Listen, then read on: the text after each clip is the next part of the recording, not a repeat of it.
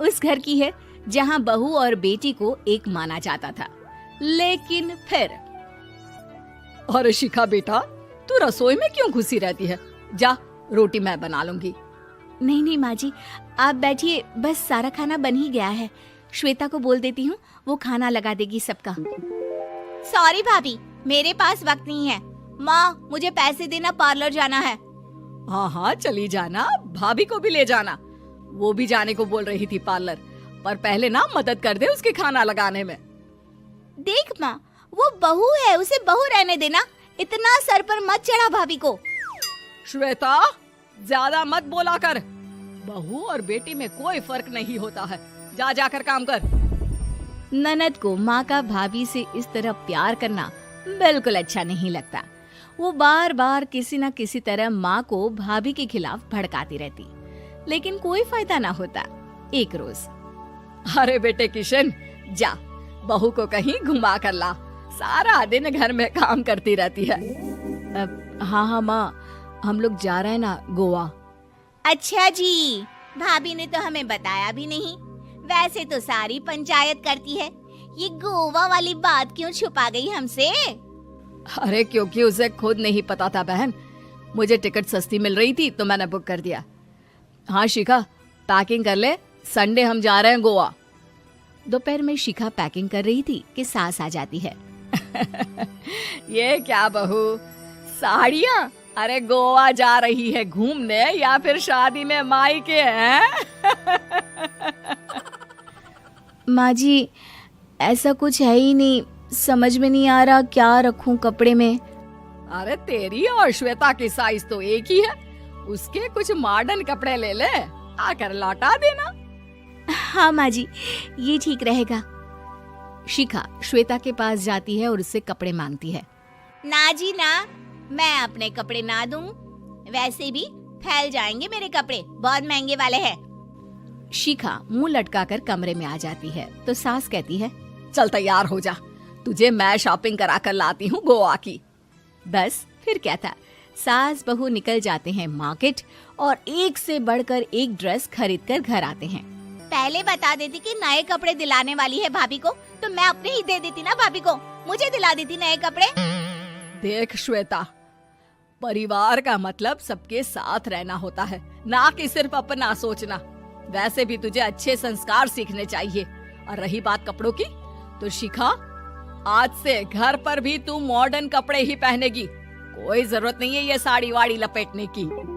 अब क्या था, घर पर श्वेता और शिखा एक जैसे रहते। एक बार पड़ोसन आती है।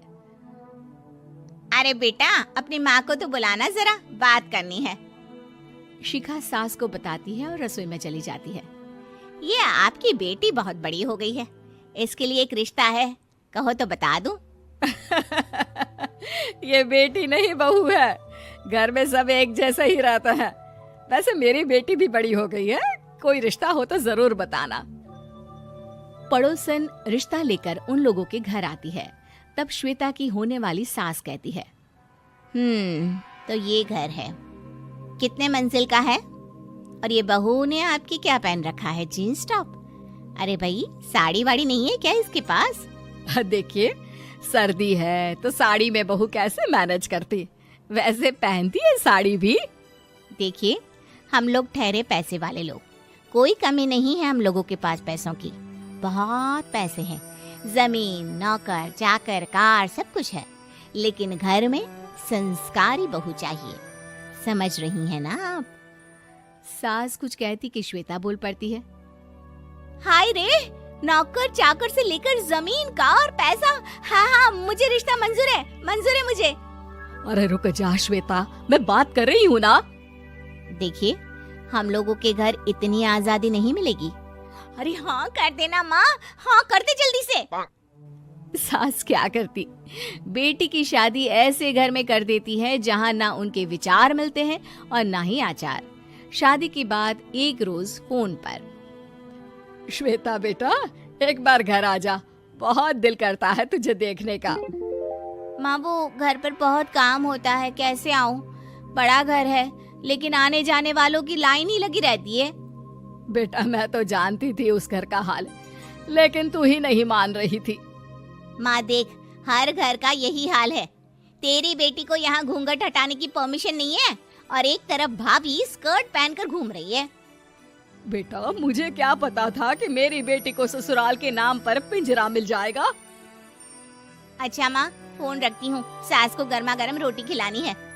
तुम लोगों की तरह नहीं कि एक रोटी बनाओ, एक सब्जी बनाओ, फिर सारा दिन फ्री होकर घूमो। सास फोन तो रख देती है, लेकिन सोच में पड़ जाती है कि एक तरफ बेटी जिसे कोई आजादी नहीं, वहीं दूसरी तरफ बहू जिसे देखकर लगता ही नहीं कि उसकी शादी भी हुई है। अगले रोज। शिखा, अरे ओ शिखा। हाँ माँ, क्या हुआ? कुछ चाहिए आपको? मैं जिम जा रही थी। जिम के कपड़ों में बहू को देखकर सास को घूंघट में अपनी बेटी का ख्याल आता है। देख बहू, घर में बहू की तरह रहा कर। इतने टाइट कपड़े पहनकर जिम जाना पसंद नहीं मुझे। जा जाकर रोटी बना। रोटी? माँ, अभी तो शाम के 6 बजे हैं, इस वक्त रोटी? अब क्या मेरे खाने पीने पर भी पहरा है? अरे जब मर्जी तब मैं अपने घर में खा भी नहीं सकती क्या? बहू को अजीब लगता है। वो समझ नहीं पाती कि जो सास कल तक इतनी सपोर्टिव थी, उन्हें अचानक से क्या हो गया। वो किचन में जाती है, गरम रोटी के साथ 2 तरह की सब्जी, रायता, सलाद सब लेकर सास के पास आती है। माँ जी, खाना। इतना सारा खाना? राक्षस समझा है क्या मुझे? रोटी मांगी थी मैंने गर्मा गर्म बस। पर माँ जी, रोटी खाती किससे आप? सब्जी तो बनानी थी ना। अरे भूख मर गई मेरी तेरी बहस से। जा जाकर काम कर, अंदर पूरी रसोई साफ कर। बहू अंदर चली जाती है। थोड़ी देर में श्वेता घर आती है। अरे शिखा, जल्दी से चाय ला, पकवान बना, मेरी बेटी आई है। अरे नहीं नहीं माँ, ड्राइवर बाहर खड़ा है। मैं तो घर का कोई सामान खरीदने के बहाने यहाँ आ गई हूँ, मुझे जाना होगा। अरे बेटा, पर कितने दिनों बाद देख रही हूँ तुझे। रहने आ जाना 2-4 दिन के लिए। आ जाऊंगी माँ, जब मेरी सास मरेगी तब। मैं तो रोज मन्नत मानती हूँ कि मेरी सास मर जाए तो अच्छा है। अच्छा चल, जा रही हूँ माँ। हे भगवान, कैसे कैसे दिन देखने पड़ रहे हैं मेरी बेटी को। सास अंदर जाती है, जहाँ श्वेता की जिम वाली सहेली का फोन आया होता है। क्या बात है, आज जिम नहीं आई? अरे पता नहीं यार, आज माँ को क्या हो गया अचानक। पर खैर कोई नहीं, लगता नहीं कि मैं अब जिम आ पाऊंगी। शिखा स्पीकर पर बात कर रही थी, जिसे सास सुन रही थी। यार, ये सास ना होती ही ऐसी है। मैं तो कहती हूँ बुढ़िया जल्दी मरे और तू आराम से जिए। शिखा को सहेली की बात पर गुस्सा आ जाता है। माँ के मरने की कौन सा बच्चा दुआ मांगता है मोहिनी? आगे से ऐसी बात मेरे सामने मत करना। हमारे घर की शोभा ही माँ है। क्या हुआ जो थोड़ी सख्ती दिखा रही है? उसमें भी कोई ना कोई उनकी भलाई ही होगी।